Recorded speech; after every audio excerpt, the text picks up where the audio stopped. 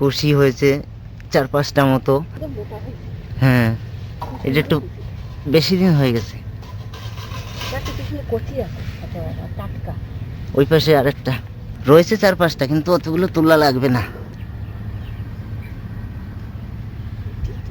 ওইটাই তুলবো, ওইটা পুরনো। হ্যাঁ, বাড়িতে বর্ষায় যত রকম সবজি লাগিয়েছিলাম তার মধ্যে তুরুলের ফলনটাই হয়েছে দেখার মতো। সব তো লাগবে না তোলা মনে হয় না। হুম,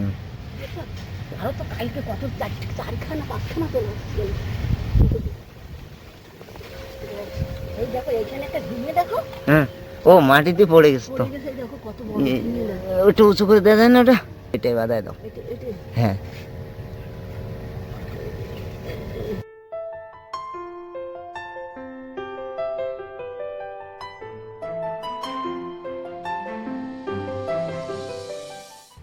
নমস্কার বন্ধুরা, সবাইকে স্বাগত জানাই সুন্দরবন কিচেনের আরও একটা নতুন ভিডিওতে। অনেকদিন বাদে মাসিরা আজকে আমাদের বাড়ি আসবে। মাসি অলরেডি চলে এসছে, আর বাদ বাকি ওরা গুছিয়ে গাছিয়ে আসছে।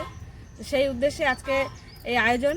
তো দুখানা হাঁস রান্না হবে আজকে, সেইগুলোরই এখন মানে প্রস্তুতি চলছে।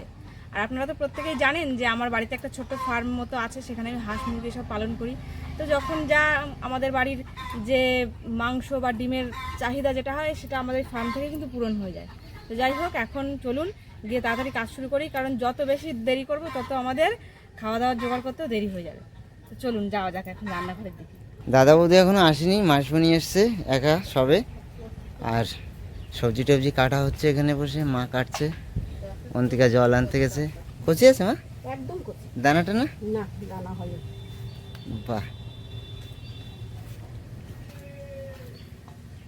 কি বিক্রি করতে আসছে? ছাগল? ও, ছাগল গরু বিক্রি।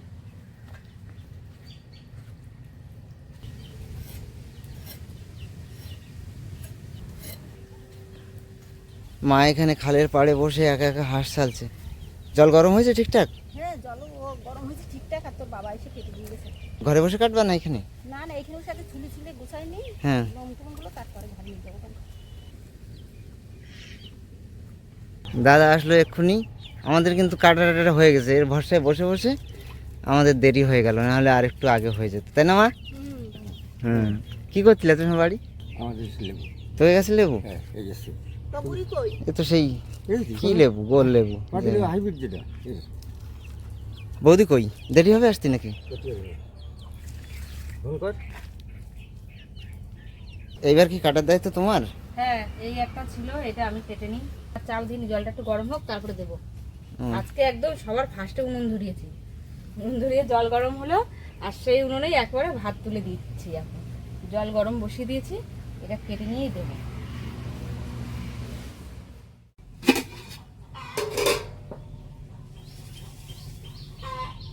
অনেক চাল, এক হাত দিয়ে ধরে এক হাত দিয়ে দেওয়া যাবে না।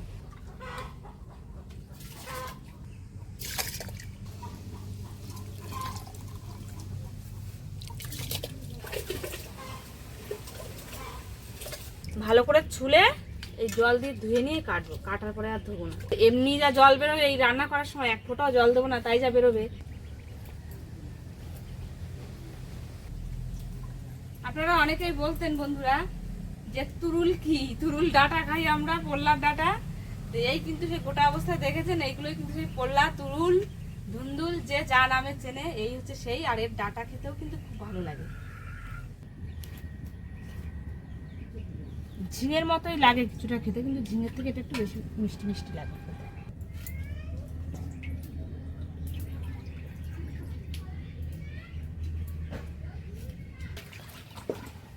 এদিকে সবজিপাতি যা আছে আমি এগুলো রান্না করে নিই, আর তারপরে সবার লাস্টে মাংস রান্না করব।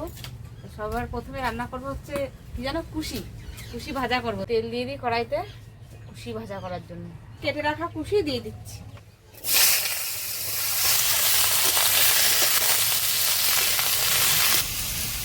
দুইজনের দুই পাশে বসে কাটছে বটি নিয়ে দুটো। হ্যাঁ, কাটা হয়ে যাবে এখনই, তার মধ্যে এগুলো গুছিয়ে পারলে হয়।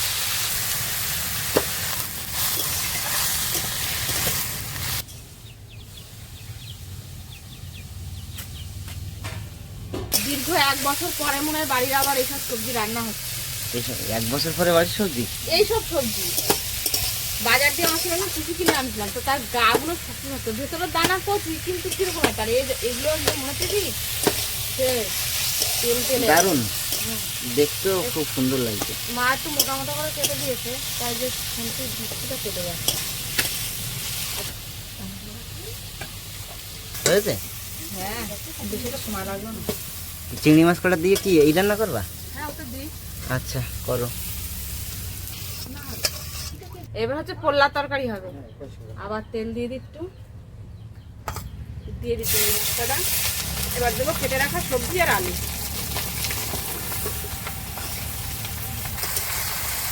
কড়াই এখন ভরা, নাড়া যাচ্ছে না, হলো একটু কমে যাক, তারপরে মেঝাবো। সবজি কিন্তু অনেকটা নরম হয়ে এসেছে, এই দেখুন কড়াইতে। এবার লবণ আর হলুদ দিয়ে দেবো পরিমাণ মতো।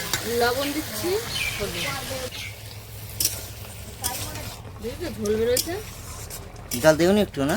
না, রান্না এত তোরজোর হচ্ছে যে ভুলে যাচ্ছি। কাঁচা লঙ্কা দিতেই তরকারিটা একটু ভুলে গেছি।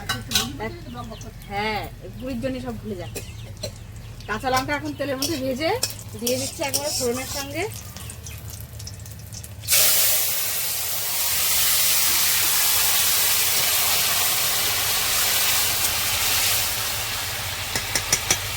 গল্পর এরকম জোর হয়েছে আজকে, সে গল্প করতে করতে তরকারি কখন নামিয়ে দিয়েছে আমাকে বলিনি।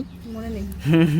নামানো হয়ে গেছে তরকারি, আর মাংস তো কাটা রেডি। এখানে আমরা সবাই বসে রসুন বাছাবাছি করছি, আর ভয়ানক পরিমাণে গল্প হচ্ছে।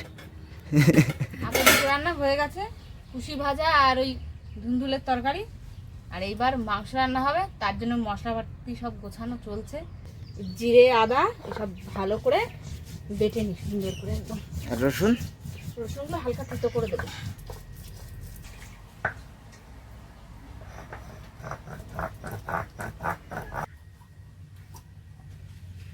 মাংস আজকে লঙ্কাগুলো একটু বেটে দিচ্ছি। কাঁচা লঙ্কা পাকা লঙ্কা নিয়েছি, এগুলো বেটে নিই।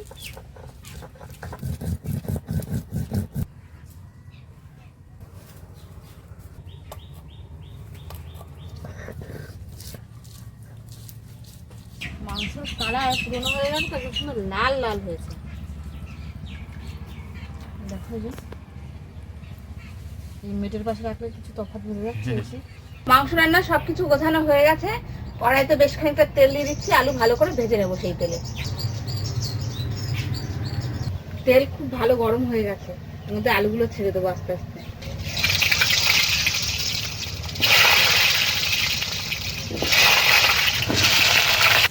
আলুগুলো একদম ডুবো তেলে ভাজা হচ্ছে আজকে। লবণ দিয়ে দিই ছিটিয়ে, সঙ্গে একটু হলুদও দেবো আলুগুলোর ভালো কালার আসার জন্য। আলুগুলো কিন্তু খুব সুন্দর লাল লাল করে ভাজা হয়ে গেছে। নামিয়ে নিই গামলা। এইবার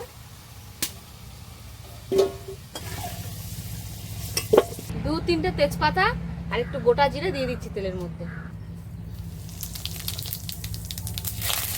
তো করা রসুন দিয়ে দিচ্ছি তেলের ভিতরে। বা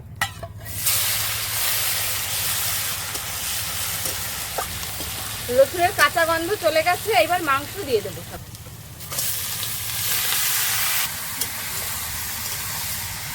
মাংস এবার লবণ হলুদ আর বেটে রাখা মশলাটা দিয়ে দেবো। লবণ হলুদ বেটে রাখা মশলা, এর মধ্যে আদা জিরে লঙ্কা রয়েছে।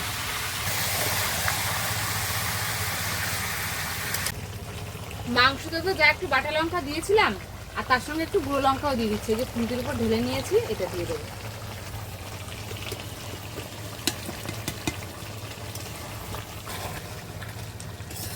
মাংস কিন্তু কষানো একদম রেডি হয়ে গেছে।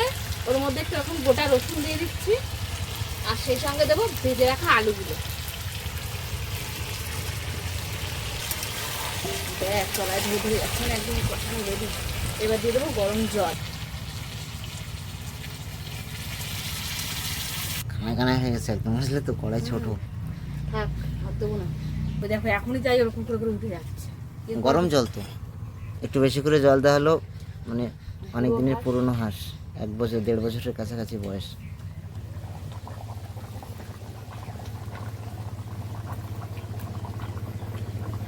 শেষের পথে নাকি? শেষের পথে বললেও চলে, আবার না বললেও চলে। এখন এখন একটা ঝোল বানাবার নামাজ দিয়ে তো হয়ে গেল শেষে কত জানাই হাঁসের মাংসটা বিশাল শক্ত বিশাল শক্ত। হুম দেখতে নরম হয়েছে কিনা দেখাও। মাংস কষানো দিয়ে আরম্ভ করে এই ঝোলের কমপ্লিট হওয়া পর্যন্ত খেতেই রয়েছে সেইখান দিয়ে দুই এক পিস করে করে বলছে খালি দাও দেখি কেমন হয়েছে তা মাংস নাকি হেবি সুন্দর হয়েছে খেতে বিশাল টেস্ট অনেকদিন বাদে এরকম মাংস খাচ্ছে কিন্তু একটু যাই হোক শক্ত হালকা। হ্যাঁ অনেক দিনের পুরানো হাঁস বন্ধুরা 1 বছরেরও বেশি তা কেন শক্ত হবে না বলুন।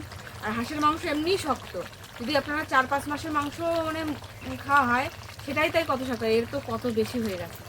প্রেসার কুকারে দিলে সবচেয়ে ভালো হতো। হ্যাঁ এখন এর মধ্যে একটু গরম মশলা গুঁড়ো দিয়ে রান্না শেষ করবো। খাওয়া দাওয়ার ব্যবস্থা কিন্তু বারান্দায় গোছানো হয়ে গেছে সব। বারান্দা গোছানো হয়ে গেছে না? তাহলে যাবো বারান্দায় গিয়ে খাওয়া দাওয়া হবে। বৌদি তো আসেনি এখনো, শুভম আসেনি।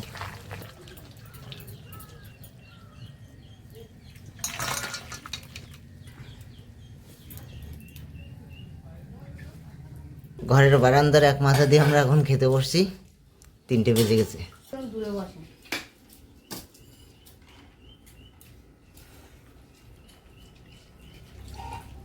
দেবো একটু ঝোল দেবো চিচিঙ্গা ভাজা দিয়ে উদ্বোধন। নরম নরম লাগছে না শক্ত? শক্ত। তোর একটা লেবু দিয়ে হুম আরে জ্বালা তুমি তো সলিড মাংস কই গেল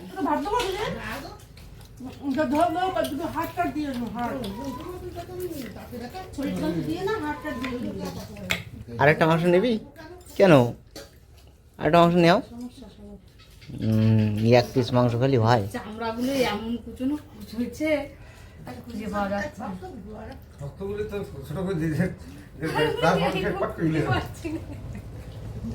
ওই সবজি তরকারিগুলো ভালো হয়েছে না? কুশি ভাজাটাও ভালো লাগছে আর ওই এই তরকারিটাও একদম দারুণ হয়েছে। ডিমের খাস শুভম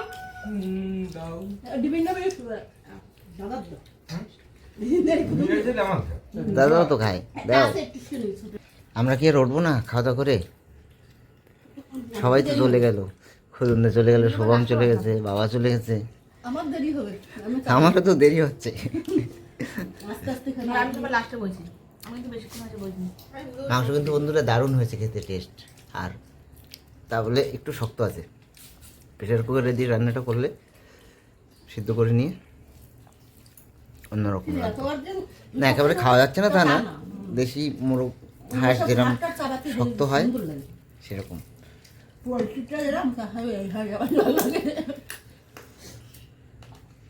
মাসুনি কি খবর? শেষ হয়নি এখনো? একেবারে আর একটু নেবা?